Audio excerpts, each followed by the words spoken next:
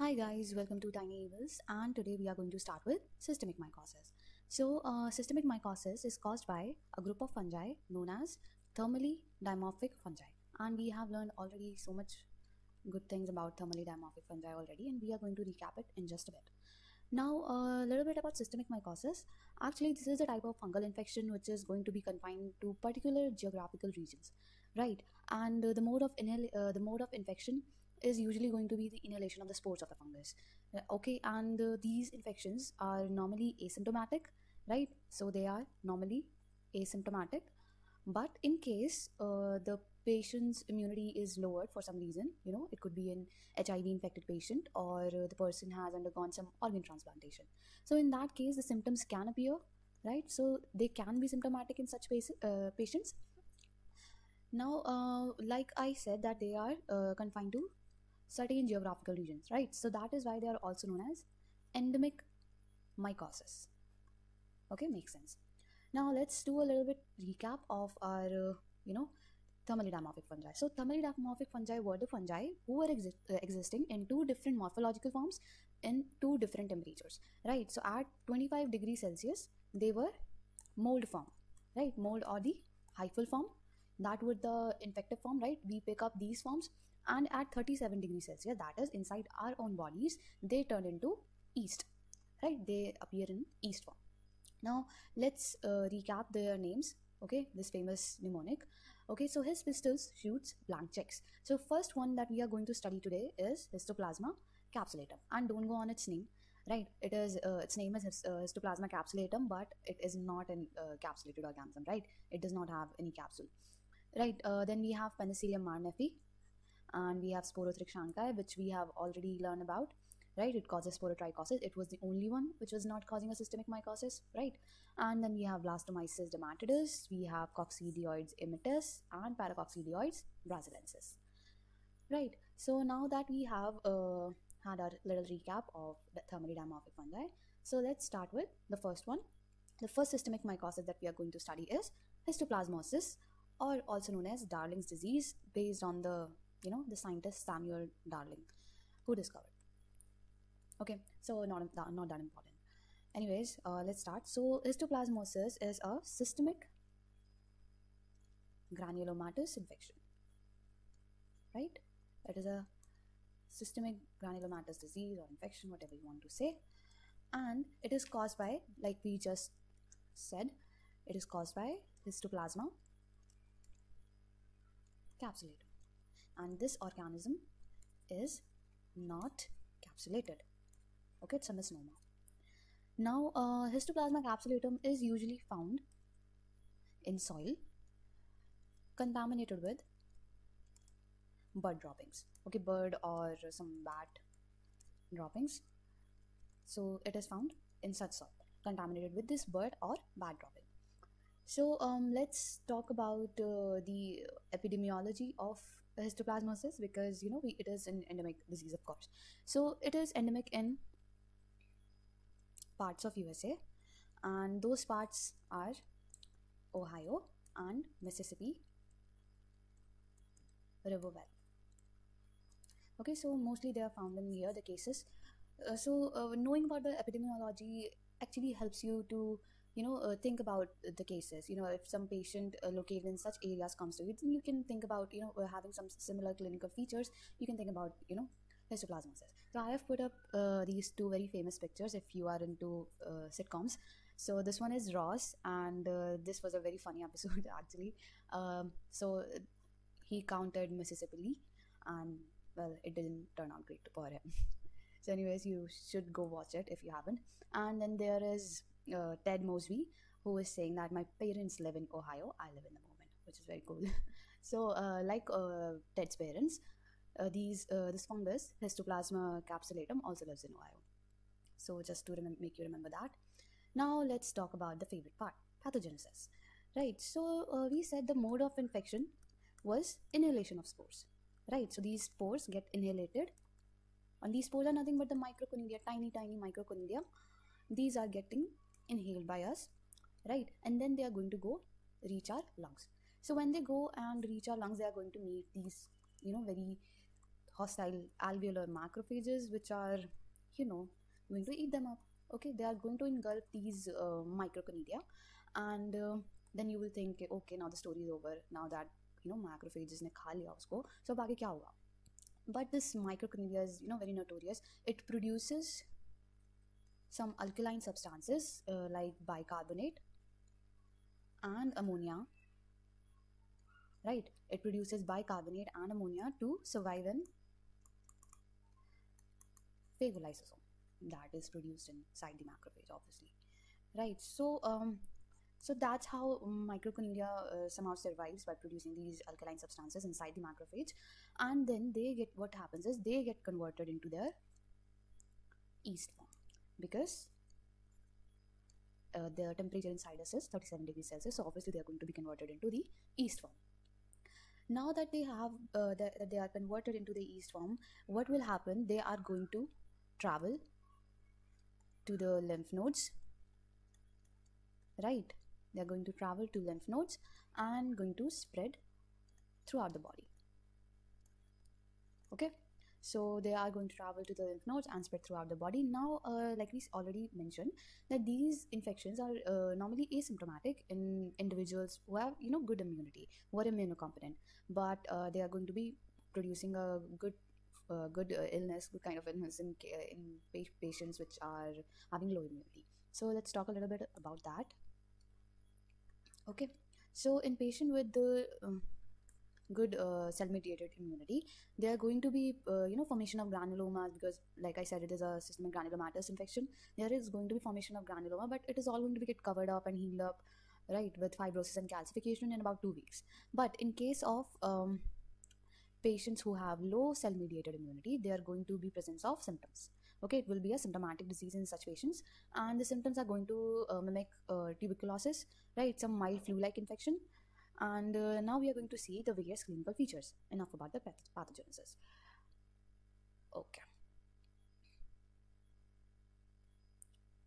right, so the clinical features, we have you know, 3 types of clinical features that we see in histoplasmosis.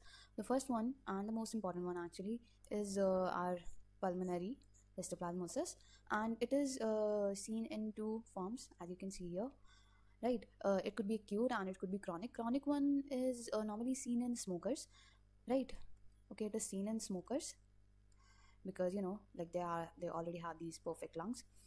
So that chronic one is seen in smokers. And the acute pulmonary histoplasmosis, you know, appears with some mild flu-like symptoms, and like I said, it also can, you know, mimic tuberculosis, right?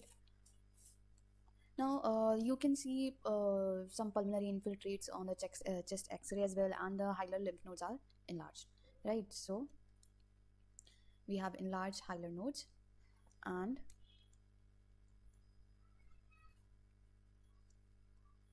you can see pulmonary infiltrates on chest X-rays. Now there is also this mucocutaneous one, the mucocutaneous histoplasmosis. Here the skin and the oral mucosal lesions are developed. Okay, oral mucosal lesions and skin lesions are developed, and this is normally secondary to this pulmonary infection, right? And the disseminated one is, of course, you guys know that is going to be seen in patients with immunocompromised patients, and they are, what actually is going to happen is this organism, Histoplasma capsulatum, is going to invade the reticuloendothelial system of the patient, right? And which includes what? Spleen, the liver, and the bone marrow, of course, right? So the organism is going to invade reticuloendothelial system, which consists of spleen, liver, and bone marrow, and it is going to be a bad disease. You know, it is one of the AIDS-defining illness in patients, right? So let's say a patient comes to you with similar with these symptoms, right? And you see after the lab diagnosis, you see, okay, so this is a case of Histoplasma capsulatum. So you don't know already the status of the person, like whether he or she is HIV positive or not. So the next thing, after you detect this organism in the body, you're going to go for this HIV test. Okay, you're going to, you know, see whether the patient is having AIDS or not, right? So now let's talk about the lab diagnosis. How are you going to, you know, actually diagnose the person? So first, what are the specimen that you're going to collect? You're going to collect sputum, because it is a pulmonary infection, right? You're going to collect sputum, you're going to collect aspirate. Aspirate from where? Aspirate from spleen, liver, and bone marrow, of course. And you can also go for biopsy from skin and mucosa, right? Now, after you have collected the specimen, what are you going to do? We are going to do the histopathological examination, right? Microscopy. So by any kind of Romanowski stain you can use, let's say you use Giemsa stain, you are going to see this. Okay, now what I'm actually pointing at, we see macrophages. Okay, let's say this is a macrophage, and inside the macrophage you are going to see a single yeast budding cell, right? So a single bud coming out of the parent yeast cell inside the macrophage, that is what you're going to see. And this picture is not so much clear, but these are the yeast cells inside the macrophages. Okay, so you on microscopy you are going to see this intracellular. Okay, you're going to see intracellular single budding yeast.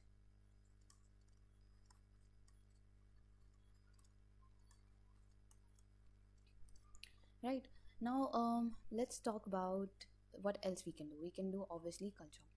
Now we will like we have already talked about, we do culture on SDA. We can also use brain heart infusion agar as well. So culture is basically the gold standard method because it is a thermally dimorphic fungi, and you will inoculate the specimen of the patient into the culture, and you are going to simultaneously incubate it. Okay, you're going to simultaneously incubate it at 25 degrees Celsius and 37 degrees Celsius. Now at 25 degrees Celsius we are going to see the mold form, right? And in the mold form we have a very characteristic finding. Okay, we see tuberculate macroconidia. Okay, these are this is actually a very good picture. This round things that I am highlighting here, these are the tuberculate macroconidia. These are actually thick walled macroconidia, and they have this finger like projection coming out of them, right? This is another picture, and right, we can see this round thick walled macroconidia. Coming out from it are these finger like projections, right? So these are the hyphae that you are seeing, and on hyphae this is the macroconidia, and these small ones are the microconidia. Okay, right. So at 25 degrees Celsius we see the mold form having the tuberculate macroconidia, which are thick walled with finger like projection along with microconidia. And at 37 degrees Celsius obviously we are going to see the yeast form. That is no surprise. Now what else we are going to do is we are going for antibody detection by serology, right? We can do a CFT, and we can do immunodiffusion test, and we can detect these antibodies against the specific antigen of the organism, right? So that is about the lab diagnosis. Now how are you going to actually treat your patient when it comes with when you diagnose it with histoplasmosis? So for symptomatic cases, okay, acute pulmonary cases, or these will obviously be the disseminated case. Okay, you are going to give amphotericin B, and for chronic cases, chronic pulmonary histoplasmosis, we can give itraconazole. Okay, so that is about histoplasmosis. Let's do a little recap.